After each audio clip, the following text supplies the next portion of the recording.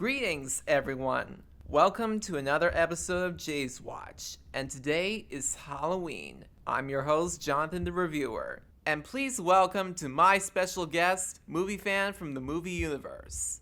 Hey guys, Movie Fan here, teaming up with my good friend Jonathan the Reviewer. As always, I'm happy to be here, especially for something as special as this. So, what exactly are we going to talk about today, Jonathan? Well, I'm glad you asked, movie fan. This Halloween, we're going to talk about the horror/fantasy silent film of Nosferatu.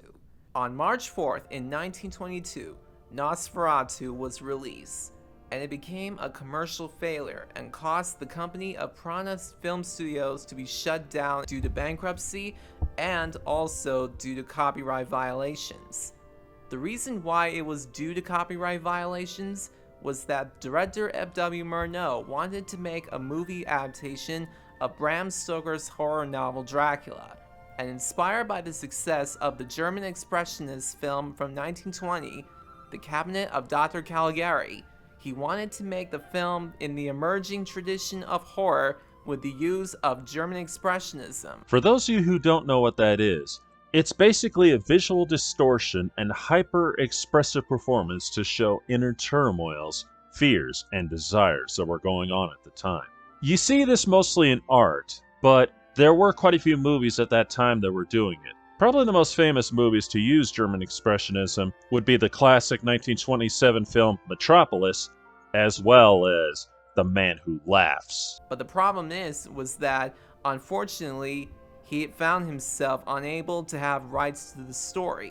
In 1921, he started production and, in an effort to avoid copyright laws, he changed the names of the characters and the title of the movie to Nosferatu.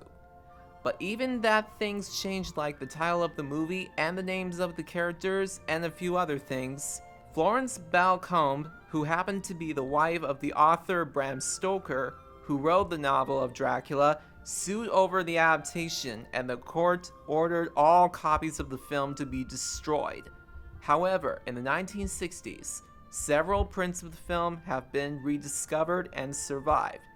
And since then, the film came to be regarded as an influential masterpiece in the history of cinema, and it has been recognized as a masterpiece of German Expressionism and one of the greatest films of the silent era.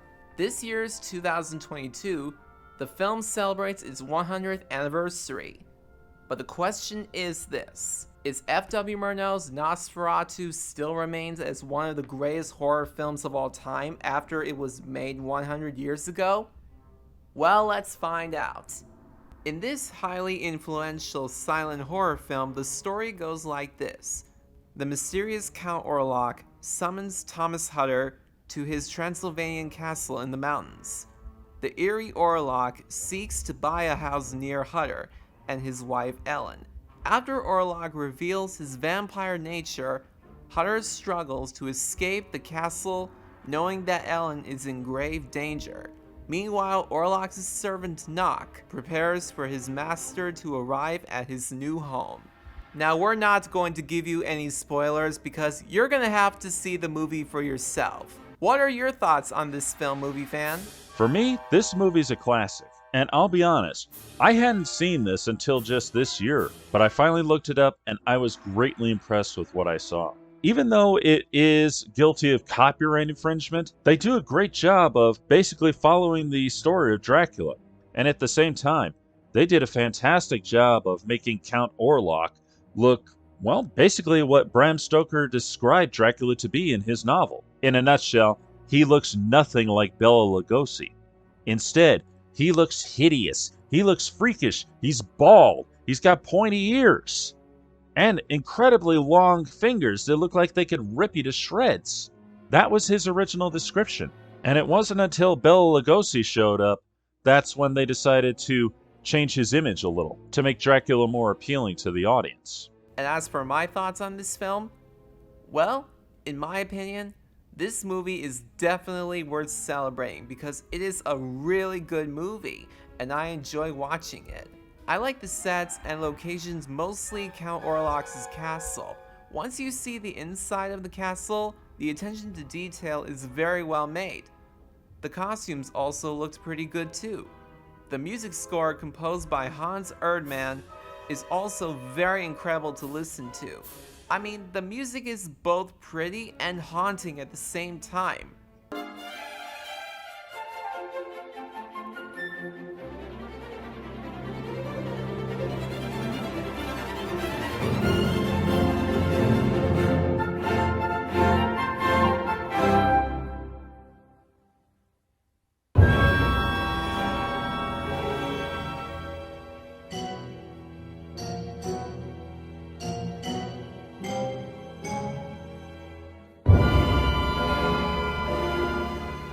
The cast in this movie are also excellent in their roles. And like I mentioned before, in this movie, the names have been changed. Like for instance, Count Dracula is Count Orlok, and he was played by Max Schreck. Gustav von Wagenheim played Jonathan Harker, in this case, Thomas Hutter. Mina Harker, also known as Ellen Hutter, was played by Greta Schroeder. Alexander Granach played Nock, who happens to be the Renfield of this film. And John Gotowit, forgive me if I pronounce it incorrectly, he played Professor Bulwer, who happens to be the Professor Abraham Van Helsing of this film. These guys did excellent in their roles, and I enjoyed watching them as the characters. The cinematography, or in this case, the photography by F.A. Wagner is also well done, mostly due to the special effects and the use of German expressionism, mostly in the scenes of Count Orlok. Like for instance, the way Count Orlok walks towards and from the door to the guest room where Hutter was in, the way he rises from the coffin during that ship attack scene, and the parts that we saw his shadow walking up the stairs towards Ellen. What are your thoughts on from the sets and locations to the cinematography/photography? Well, for the sets and the location, I think they're great. And as for the cinematography, that is where this movie shines the most for me, because they used literally a little bit of, well, everything that they could at the time.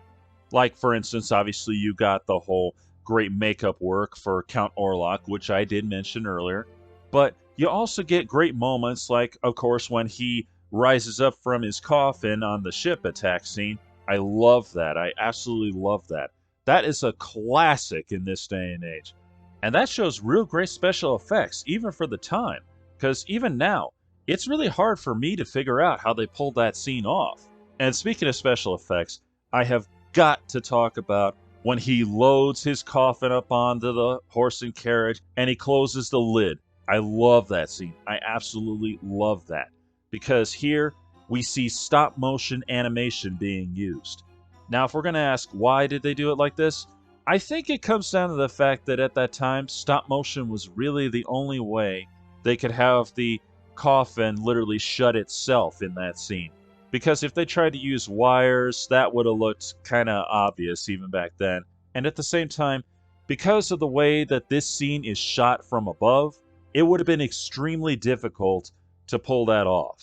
Now, that's only a guess on my part, but at the same time, I think it might also have another meaning. Because the way it closes by itself in those bits and pieces, it makes it just a little bit more creepy. And, well, that's what a horror film's all about. I gotta say that Count Orlok is one of the best vampires in movie history. I mean, with that suit, the horrifying makeup, the way that F.A. Wagner photographed, Hans Erdmann's haunting music, and Max Schreck's performance is what makes this character so scary that right now he became one of my favorite movie villains. Don't you think so, movie fan? Oh, yes, indeed. Even now, Count Orlok is still very well known. Maybe not by name, but by the whole Nosferatu title itself. Because, well, he comes up in pop culture all the time. For instance, in Spider-Man the Animated Series, when he meets Blade and Whistler, Whistler tells him about the Nosferatu, to which Spider-Man makes a joke out of it.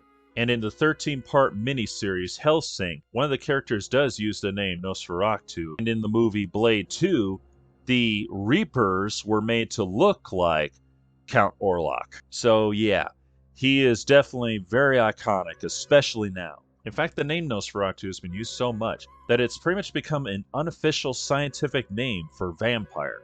Oh, I definitely agree with you. Nowadays, the silent film of Nosferatu became one of the most popular films in pop culture. Not only that, but in 1979 there was a remake entitled Nosferatu, the Vampire. In 2000, a documentary movie about the making of the 1922 film of Nosferatu entitled Shadow of the Vampire, starring Willem Dafoe, John Malkovich, and Cary Elwes. In other films and TV shows, there are references to this classic film that you can find. For instance, in Tim Burton's Batman Returns, Max Schreck, played by Christopher Walken, was named after the actor that played Count Orlok. Also, the word of Nosferatu was even mentioned in other movies and TV shows, such as The Simpsons and Mel Brooks' Dracula Dead and Loving It. And there's even a funny reference to that film in an episode of SpongeBob SquarePants. Can I have a job application? I brought my own spatula. I called earlier, but I hung up because I was nervous. Do you have references? Wait! If that was you on the phone and you on the bus, then who was flickering the lights?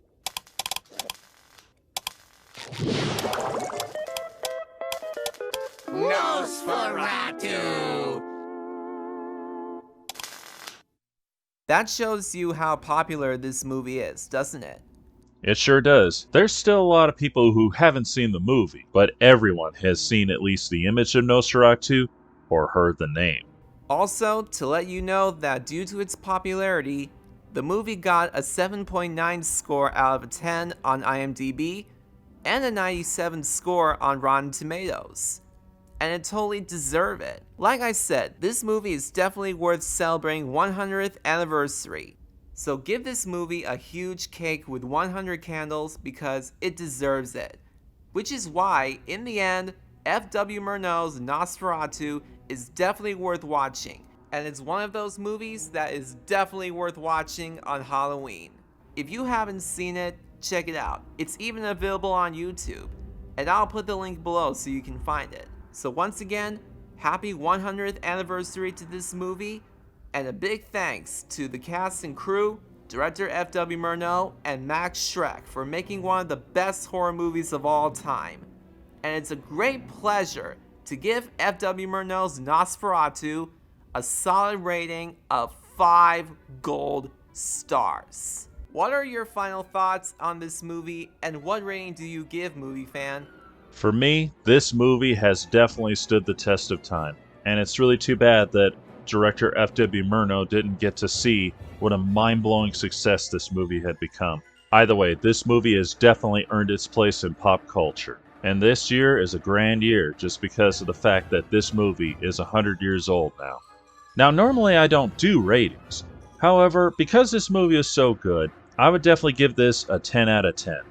That's it for all our thoughts on F.W. Murnau's Nosferatu. I would like to thank Movie Fan from the movie universe for joining me on this special episode. I'm always happy to do a review with you, Jonathan, and I gotta say, we covered a real good one today. So thanks for inviting me. My pleasure, Movie Fan. So F.W. Murnau's Nosferatu. Have you seen it? If you haven't, go check it out.